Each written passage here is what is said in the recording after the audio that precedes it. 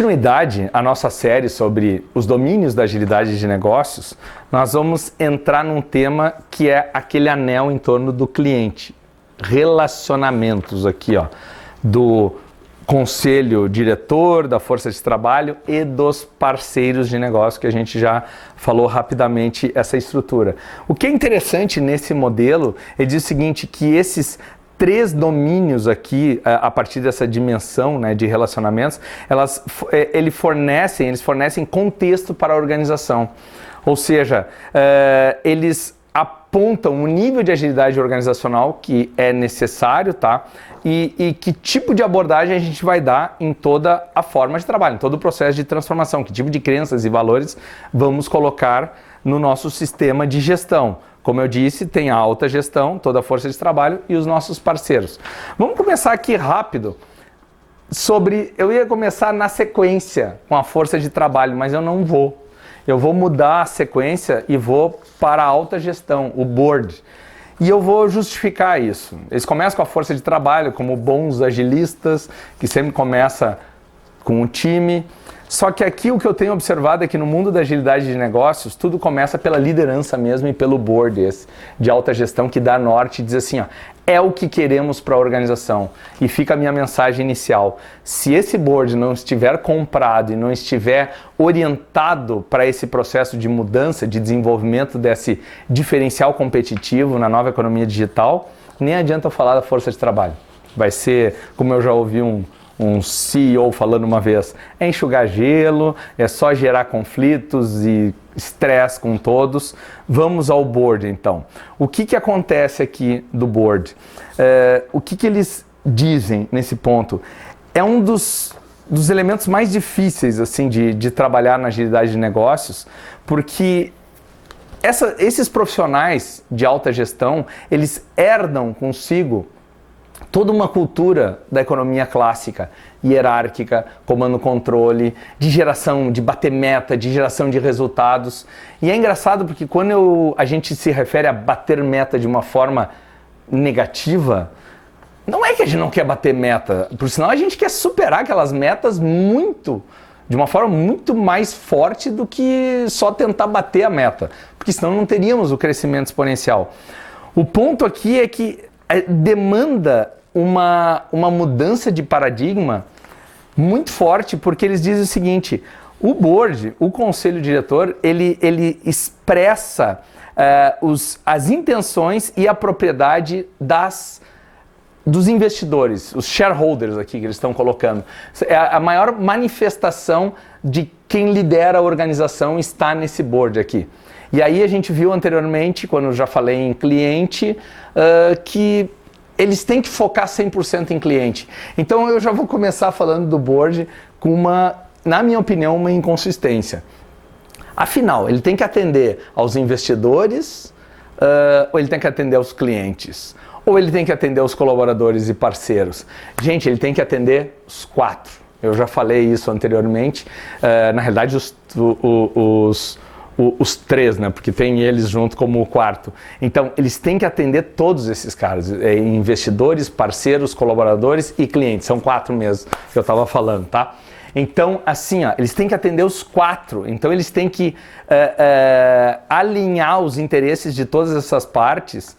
E sim, às vezes tem momentos de tomadas de decisão bem impopulares, bem desagradáveis, em função ou de sobrevivência da organização ou de crescimento e aceleração, certo? Então, vamos parar de falar coisas que são meio óbvias e vamos chegar no mover da teoria para a prática. O que eles apresentam aqui como dica para o board, para esse conselho diretor das organizações para alta gestão? Primeiro, compreenda uma governança ágil. E esse compreender a governança ágil, eu gosto de trabalhar, principalmente nos nossos clientes, até com uma ideia da cadência do Kanban. Eu sei que vocês vão dizer agora que a cadência do Kanban não tem nada a ver com a sprint do Scrum. Não quero entrar em detalhes de metodologia e tudo. O que eu quero entrar em detalhes é o seguinte: a governança de uma gestão ágil, de uma alta gestão, ela começa parecida com uma estrutura do Scrum, que é, existem papéis, responsabilidades e autoridades. Existem práticas de gestão estratégica, tática e operacional que deverão ser realizadas de forma disciplinada, periodicamente, certo? E existem os seus artefatos de gestão. Pode ser seus OKRs, que tem, ou seja, seus objetivos, seus resultados chaves, que esses resultados são em cima de KPIs, não é isso? Indicadores de performance, chaves aqui. Mas eu tenho objetivos estratégicos, ou seja, eu tenho ferramentas para fazer a gestão desses objetivos, dessa estratégia, dos projetos estratégicos.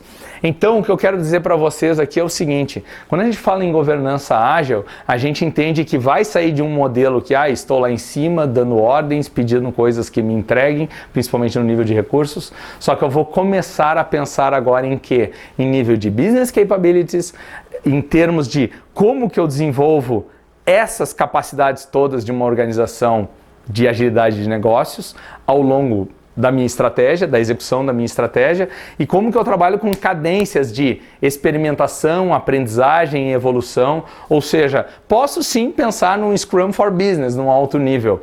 Eu vou ter uma planning mais longa, que vai me dar uma visão não de produto, mas uma visão de negócios. Eu tenho sim uma cadência semanal, que é a operacional, a partir do meu backlog operacional de atividades e resultados. Eu tenho um backlog e uma cadência mensal de execução dos projetos, não é isso? Das iniciativas, ver a evolução, analisar risco, e tenho a trimestral que eu posso até pivotar a minha estratégia de negócios. Esse modelo de governança que demanda uma forte colaboração entre todas as partes, porque é um time, como a gente falou já em liderança, é o que mais tem sido difícil de implantar em nossos clientes. Então eu concordo plenamente que fica a grande dica, compreenda uma governança ágil. Ela é essencial para Business Agility no nível de board. Vamos para a segunda parte, que é o que eu já discuti antes, que é representar o cliente. Então eu já até antecipei esse assunto, que a segunda dica é, para mim não é só representar o cliente como está no documento, é representar todas as partes interessadas. Por isso que esse board aqui, esse conselho, esse comitê executivo, ele tem que representar os interesses de todas as partes e balancear, tá, o valor para todos eles. E por fim, garantir a transparência da informação. Estou de pleno acordo com isso, porque é um grande desperdício de tempo, de recursos, em ver somente um que outro gestor tendo acesso ao BI, lá, o Sistema de Business Intelligence, ou alguns relatórios específicos, e a gente vê o pessoal de produto, o pessoal de mercado, não tendo essas informações e tendo dificuldade até mesmo de projetar as suas ações, tá? E mitigar seus riscos. Então, realmente trabalhe em cima de transparência de toda essa informação. Não vou poder entrar em muitos detalhes porque a gente quer deixar relativamente curto esses vídeos aqui. Então, eu vou para o segundo elemento desse anel de relacionamentos, da dimensão de relacionamentos, a força de trabalho, tá? A força de trabalho basicamente é responsável por entregar, não é isso? Produzir e entregar valor para os nossos clientes, para as nossas partes interessadas de consumo de serviço.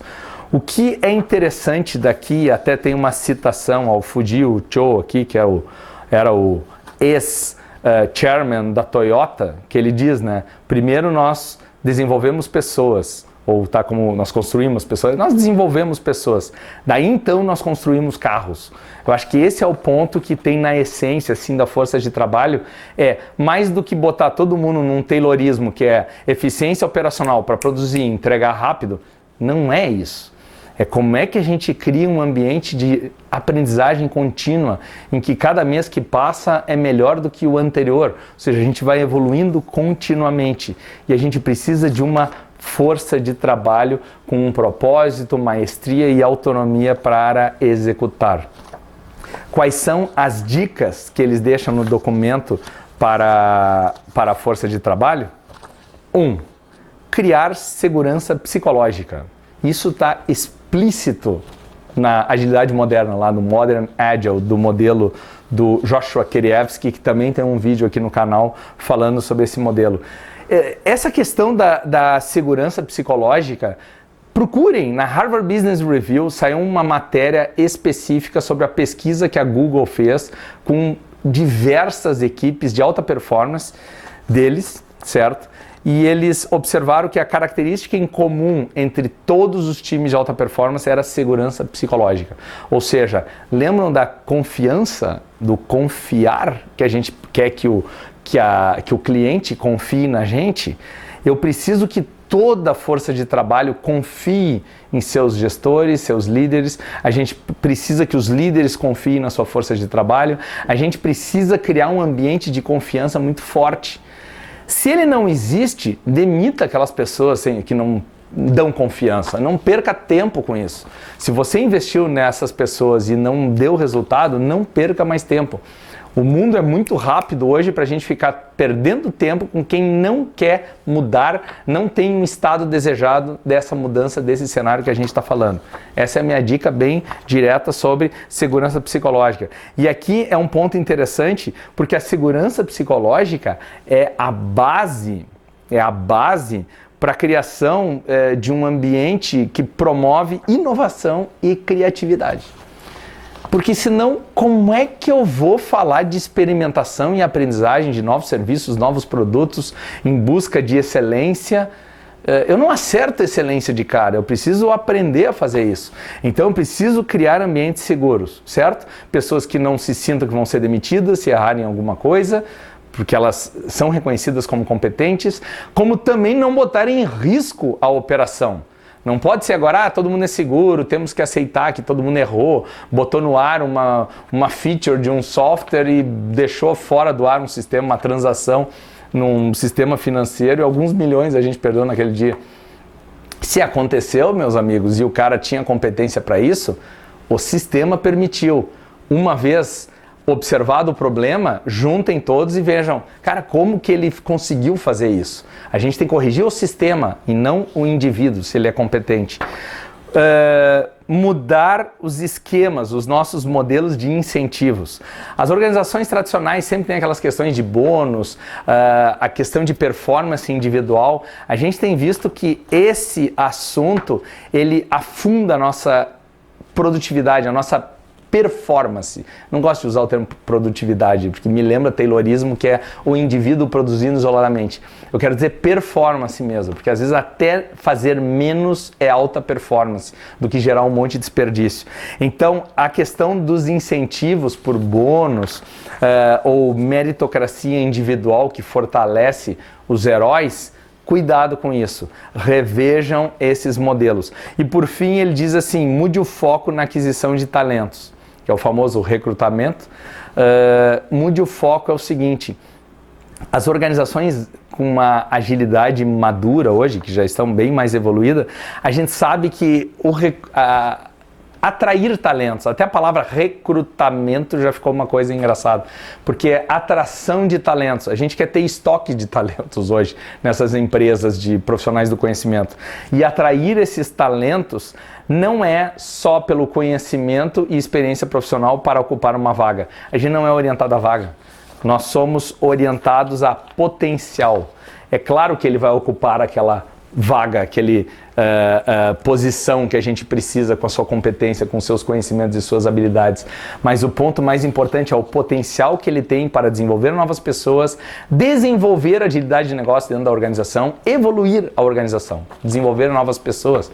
Então sim, a gente quer que todos os profissionais, parece utópico isso, mas é isso que a gente almeja, assim, que todos os profissionais tenham um poder de liderança em si, que seja técnica, mas que tenha o poder da influência positiva sobre todos os demais colaboradores. Por isso, o alinhamento desses profissionais à cultura da organização é essencial, essencial. Então, poderia dizer o seguinte, numa atração e análise de um perfil, eu quero saber sua habilidade cognitiva, a capacidade de aprender rapidamente o que a gente está fazendo, porque tipicamente esse modelo poucos já vieram com uma experiência anterior, então ele tem que aprender rápido, certo? Segundo, ele tem que ser aderente à cultura organizacional e seria extremamente conveniente, sim, ele já ter alguma experiência profissional associada, tá? que melhor ainda se for já associada com a nossa cultura e o que a gente precisa. Vamos para o final, para não estender muito, porque é só para vocês terem uma ideia do que se está falando aqui sobre esses 3 domínios na dimensão de relacionamentos. Parceiros. Os parceiros que eles falam aqui, sim, podem ser representantes, os vendedores lá, distribuidores, outros parceiros estratégicos que contribuem na geração de valor da organização de vocês. Então, o ponto, eu vou ser até simples aqui na colocação de parceiro, que é o seguinte: o modelo de gestão ágil, ele é totalmente em rede, ele não é uma questão de estruturas feudais e hierárquicas, então ele é em rede sim, principalmente como organizações exponenciais trabalham, certo? Então, eu vou direto às 3 dicas que eles falam aqui na questão dos parceiros, para vocês terem uma ideia do que é agilidade de negócio no nível de parceria. Primeiro, adote a contratação em modelos ágeis, ou seja, eu preciso ser uma parceria ganha-ganha, eu preciso ter a relação de confiança, eu preciso desenvolvê-los, eles contribuem para o nosso desenvolvimento, ou seja, eu também acho que não tem algo novo aqui, porque isso é a cultura que a Toyota já fazia com seus sistemistas. Eu trago você para dentro da minha planta, mas eu te ensino a ser parte dessa planta. Você me ensina também o como você faz o que você faz. Todos nós trabalhamos numa rede colaborativa de ganha-ganha. Então, esse é o aspecto que eu enxergo de princípios e trabalhar com as suas práticas de contratação baseada em agilidade. Desenvolver contratos ágeis. Essa questão de contratos ágeis é não tão focado. Aqui vem um ponto que eu já falo há muito tempo. Não focar no escopo fechado da solução, mas no escopo fechado do negócio e aberto na solução. Porque eu dou poder ao meu fornecedor, ao meu parceiro, de contribuir comigo agora como cliente e dizer o seguinte: você está me pedindo uma solução fechada que acho que não é a melhor para você. Qual o problema que você quer resolver? Então, se eu começar a apresentar o discurso, o contexto no nível de negócios, provavelmente fica muito melhor trabalhar com um contexto aberto na solução. E eu apresento restrições orçamentárias, restrições de prazo e por aí vai. Por isso que hoje questões de qualidade, retorno de investimento, resolução de defeitos, SLAs, tudo isso aqui a gente vai ter que acordar. Mas, de novo, uma parceria ganha-ganha e contratos. E mais, contratos enxutos. Não que a gente vai deixar um monte de coisa aberta, mas a gente também precisa ser lean, ágil, enxuto no contrato, certo? E por fim, olha só, os parceiros dentro de casa, assim, on-board, no time, assim, né? Porque o que acontece é o seguinte, a entrada do parceiro na equipe, eles trabalham de uma forma que tome cuidado dos parceiros da mesma forma que você toma dos seus colaboradores, com os seus colaboradores. Porque ele tem que ser parte desse sistema, ele tem que se sentir parte do todo, ele tem que entender a cadeia logística. Melhor ainda se ele contribuir para a otimização de toda a cadeia logística. Então, esse on-board partners aqui é interessante, eles dizem, né? É um pequeno investimento inicial de trazer o cara para conhecer. Tem grandes empresas que fazem isso, eu acho que elas fazem principalmente por questões de compliance. A gente trabalhou um tempo para a indústria petroquímica. Nós tivemos todo o treinamento sobre como funciona a empresa, como opera, questões de segurança. Então, eu vi muito mais para atender a normas do que realmente a um sentimento do tipo, cara, está entrando um cara aqui que eu quero que conheça o que a gente faz, porque eu quero que ele contribua com a evolução do nosso negócio. Muito bem, quase 19 minutos aqui de vídeo e eu queria concluir o seguinte: vocês enxergam a forma de pensar nesses 3 domínios na dimensão de relacionamento com o cliente? É business que nós estamos falando aqui. Nós não estamos falando de processo de desenvolvimento de produto, não. Nós estamos falando de negócios. O discurso é negócios. Então, eu aproveito esse conteúdo para dizer: agilidade de negócios, mais uma vez, não é levar métodos ágeis para fora da TI. Agilidade de negócios realmente é elevar a capacidade da organização em todas as suas partes interessadas aqui, certo? E, de novo, garantindo uma rápida adaptação adaptabilidade, né, às tendências de mercado, ao ambiente de negócios, atender de forma flexível às necessidades de cliente e crescer de forma próspera, exponencial e sustentável. Espero que tenha valido esses comentários sobre esse capítulo aqui e vamos continuar nos próximos episódios aí com as próximas dimensões. Tem liderança, indivíduos e operações. Até mais!